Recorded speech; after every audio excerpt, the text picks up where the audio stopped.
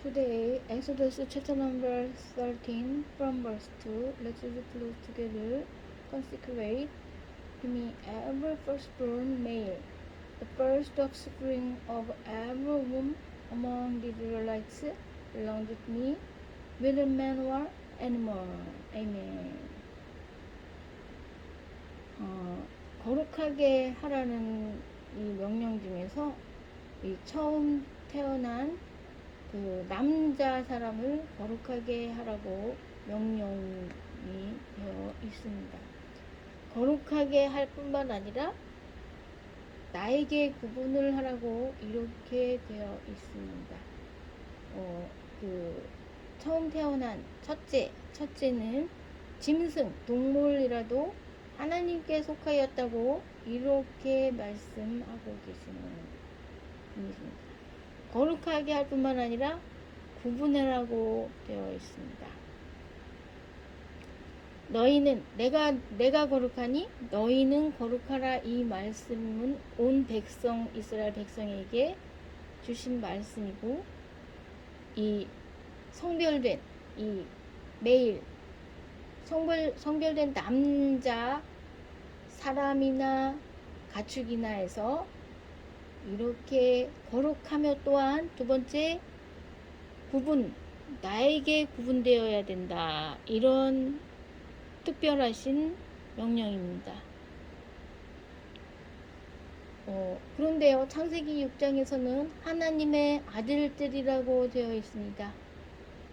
하나님의 아들들이 사람의 딸들의 아름다움을 보고 자기 좋은 대로 아내를 취한 것에서부터 하나님께서 수명을 120년으로 딱 조정해 놓으셔서 더 이상은 살지 못하도록 해 놓으신 것입니다. 이것은 너무나 불쾌하신 것이기 때문입니다. 하나님께서 내려다보시기에, 천국에서 이 세상 사람들을 내려다보시기에 바로 그러한 면이 불쾌스러운 것이기 때문에, 바로 그러한 면은 인간의 수명과 관련이 되는 것을 알 수가 있습니다. 솔로몬에게 비빈이 1000명인데요. 바로 그러한 면 때문에 솔로몬은 나중에 나의 이 부를 자녀에게 끼치고, 나는 예를 들어서 이렇게 되어야 될 때 이 헛되다, 이런 말을 하게 된 것입니다. 그런데요, 이스라엘 백성의 모든 남자 사람에 대해서 하나님의 아들들이다고 되어 있는데요. 그러면 하나님의 아들들인데, 그 중에서 첫째 태어난 하나님의 아들들은 더 하나님의 아들들이니까 물론 거룩해야 되나, 거룩한 거에 더해서 또 구분되어야 된다. 그래서 나에게 속하게 해야 된다. belong to me. 나에게 속하게. cling to him. 그러니까 하나님께 매달려 있게 되어야 된다는 것입니다. 하나님께 매달려, 대롱대롱 매달려 있는 상태로 되어 있는, 하나님께 달려 있는 거예요. 이렇게 매달려서 이렇게 공중에 떠 있는 이러한 상태로 생각하시면 되고, 하나님께 속하여 있다는 것은 이 세상에 살면서 이 세상의 사람이 아니고 하나님께 속하여 있는 사람. 이 세상에는 아무 낙이 없어요. 이 세상에 있는 아무것도 바라보고 있지를 않기 때문이죠. 마음속에 이 세상에 대한 관심 아무것도 없고요. 이 세상에 있는 것들을 사랑치 말라 한 이 말씀대로 이 세상을 바라보지 않으면서, 이 세상에 있는 사람들을 바라보지 않으면서, 이 세상에 있는 모든 것들을 바라보지 않으면서 물질을 바라보지 않기 때문에 오직 하나님께 속한 사람으로 되어야 한다는 말씀입니다. 이것은 하나님의 아들들에서 모든 남자 사람들은 다 하나님의 아들들로 생각하고 계시는 거예요. 하나님께서는 하나님의 아들들로 생각하고 계신 거예요.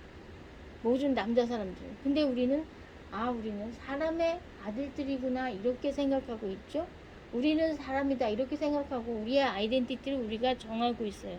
우리는 이 땅에 속하며 사람에게 속해 있다. 우리 부모에게 속한 사람들이다. 이렇게 생각하고 있는데 우리가 생각하는 우리의 아이덴티티랑은 조금만 업그레이드된 많이 업그레이드된 아이덴티티를 우리에게 부여하여 주시면서 우리를 내려다보고 계신 하나님이 있다는 것입니다. 그래서 하나님께서는 이제 이러한 면에 대하여서 오늘 이제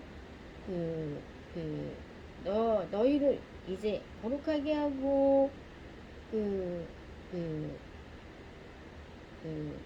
이 날을 기억을 해라. 이 날을 출애굽하는 날을 기억을 해라. 그래서 이 날을 너희가 대대로 이 날을 지켜야 된다. 이 출애굽한 날을 기억을 해서 어떻게 대대로 지키느냐 하면 이 날은 노예에서 해방된 날이다. 노예에서 해방된 날. 그래서 하나님께서 이 노예 생활에서부터 꺼내어서 그 강하신 손으로 노예 생활로부터 우리를 벗어나게 해주셨다. 그래서 광야 생활인데 광야 생활을 하게 됐는데 광야 생활은 노예 생활에 비하면 훨씬 더 좋은 것이라는 것입니다. 훨씬 더 좋은 것.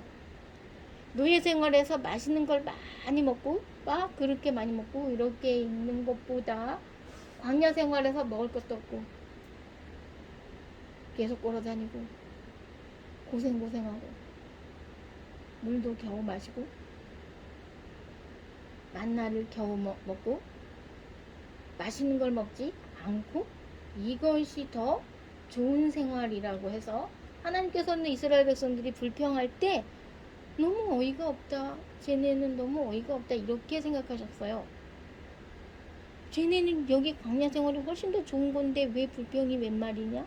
이렇게 생각하신 것입니다. 그래서 아무것도 먹지 말라는 하나님께서 이집트의 고난의 생활, 노예 생활에서 이끌어내어 주신 것에 대하여서 기념하는 이 6월절 날에는 아무것도 먹지 말라는 것입니다. 3절 말씀에 어떤 거, 효모가 포함된, 발효가 포함된, 그러니까 효모가 포함된 아무것도 먹지 말라는 것입니다.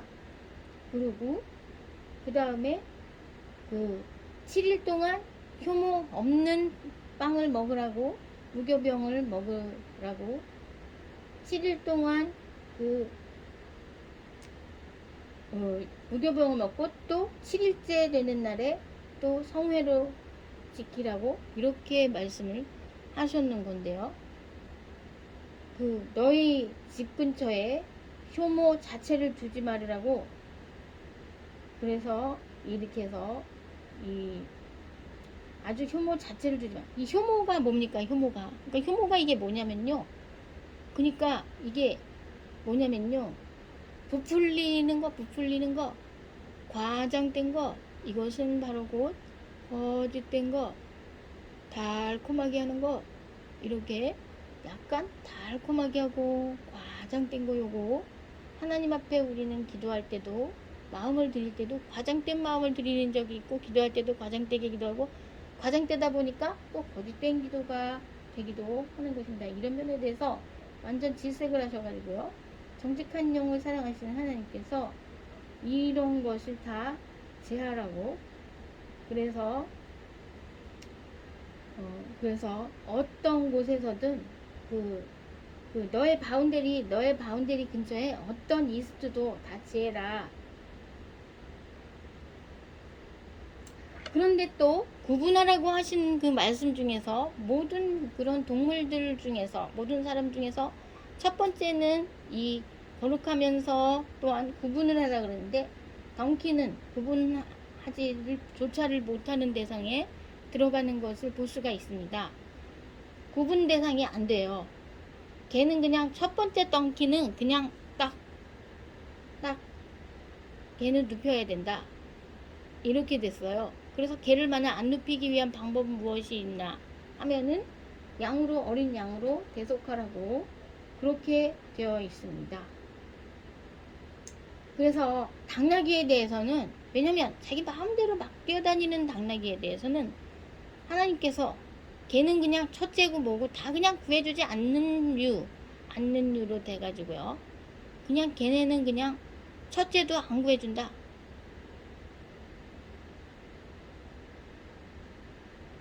첫째를 구해주려면 어린 양으로 대속해라. 이렇게 해서요. 그래서 우리 사람들 중에도 혹시 우리가 만약 내가 혹시 당나귀 같은 사람이 아닐까 이런 걱정이 든다면 무조건 그냥 막 회개해가지고 막 기도해가지고 내가 당나귀가 되지 않도록 기도를 해야 되지 않겠는가 하는 이런 생각이 드는 것입니다.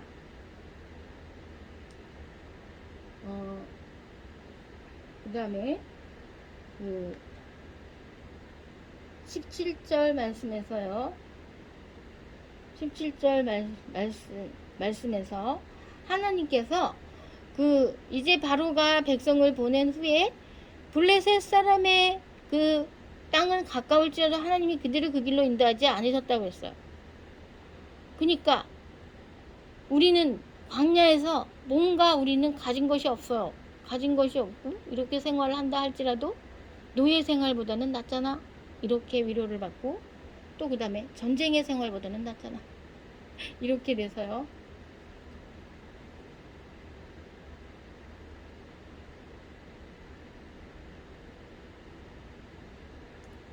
그래서 우리는 지족할 줄 알아야 되는, 있는 바를 족한 줄로 여기라.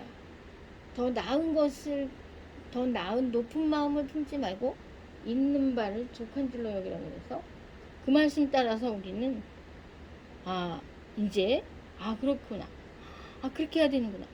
근데 이 요셉이 자기가 이제 유언을 했어요.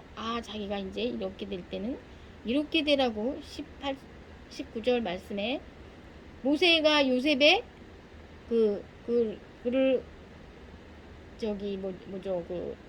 가나안에 이제 갖다 놓기 위해서 이렇게 이동을 시키는데요. 그럼 요셉에 대해서 우리는 요셉 때문에 생긴 일이에요. 이게 애굽의 그 노예 생활은, 그래서 요셉에 대해서 생각할 때 왜 거기 애굽에서 너무 오래 있었다. 그래서 왜 꼭 이렇게 되어야 했었는가. 이렇게 해서 이것을 이동해 달라고 나중에 유언을 했어야만 되겠는가. 그런 유언 안 해도 됐었으면 얼마나 좋았을까. 야곱도 또 반드시 가나안 땅으로 인도해 주시겠다 하셨는데 왜 자꾸만 머뭇거려서 야곱이나 요셉이나 같은 신세가 되었는가 하는 것입니다. 그래서 이제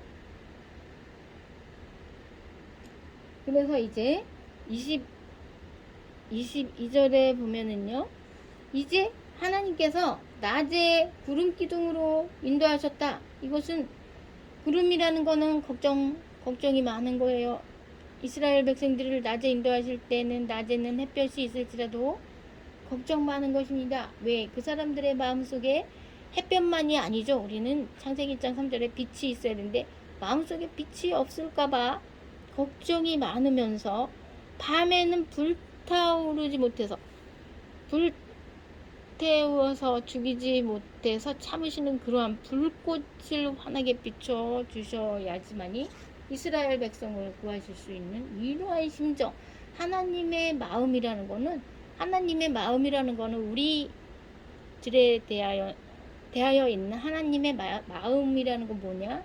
날마다 낮에는 걱정, 밤에는 또 불태우지 않고 참으시느라고 불꽃을 막 그냥 이렇게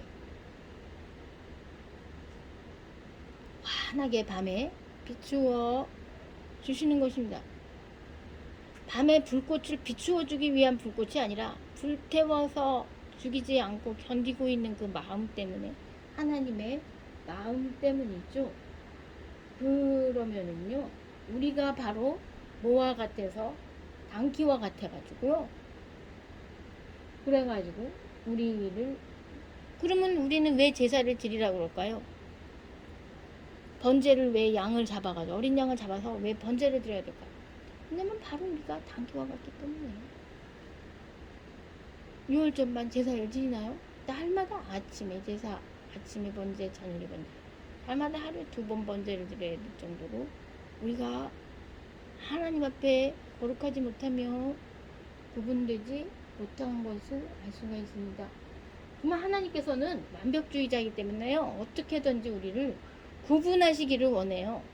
그러면은 하나님께서는 우리를 그냥 어떤 예식을 통해서라도 우리를 구분하시기를 원하시기 때문에 어린 양 한 마리가 반드시 필요합니다. 그럼 우리는 바로 뭐냐? 당나귀밖에 아니다. 우리는 당나귀다. 이제 알게 되었어요. 우리 자신이 어떤 존재들인가 이제 알게 됐어요. 아, 우리가 당나귀였구나. 아, 참. 그래서 우리는 아침에 번제, 저녁에 번제를 드려야 되는 존재구나. 하나님께서 밤중에도 막 불태우지 못해서 참으시는 불꽃을 막 그냥 이렇게 환하게 막 플레임 이렇게 하시는 이러한 존재들이구나 하는 것을 우리가 알게 되었습니다.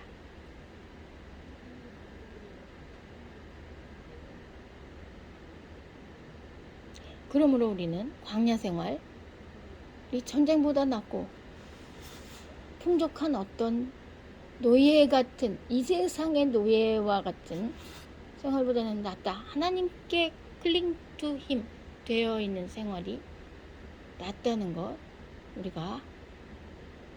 우리가 당나귀 같은 존재로서 하나님께 붙어 있는 게 어디예요? 하나님께 속하여 있는 게 어디입니까? 이 세상에 아무 낙이 없을지라도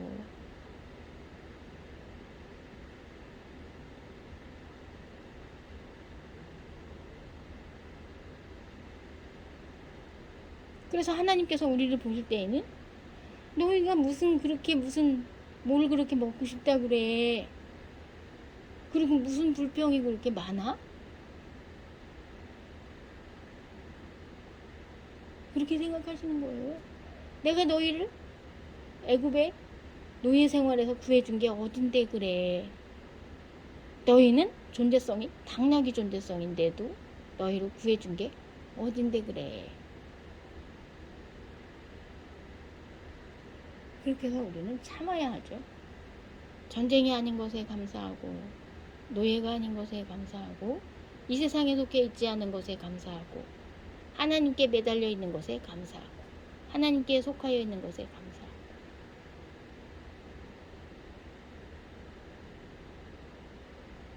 하나님께서 우리를 그 백성 삼아주시고 또한 자녀까지 삼아주신 것에 너무너무 감사하죠.